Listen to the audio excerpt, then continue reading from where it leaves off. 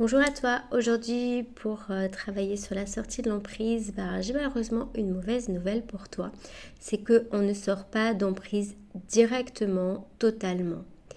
Et donc en fait la sortie d'emprise c'est une histoire de poupée russe. Ça veut dire que tu vas sortir de certaines emprises, des fois même plus petites que les emprises que tu vas sortir plus tard parce que le processus sera toujours le même et que tu pourras le connaître et que tu auras plus de capacités émotionnelles, intellectuelles, financières pour pouvoir sortir des prochaines emprises dans lesquelles tu vas sortir.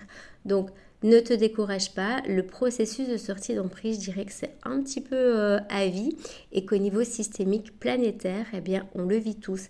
D'ailleurs, si tu as une carte d'identité avec un numéro de registre national, donc tu es numéroté comme des animaux, eh bien ça, c'est l'une des plus grosses emprises étatiques, avec bien sûr plein de justifications. Ouais, pour pouvoir attraper les voleurs, on va prendre vos empreintes.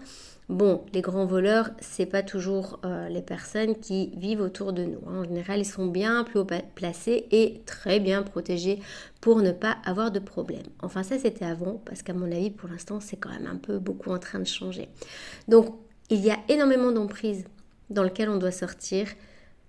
Il faut le faire étape par étape, comme des poupées russes, et comprendre que le processus que tu as vécu, si tu arrives à le comprendre, à mettre des mots dessus, eh bien, il va te permettre de continuer à revivre ce processus dans d'autres domaines de ta vie.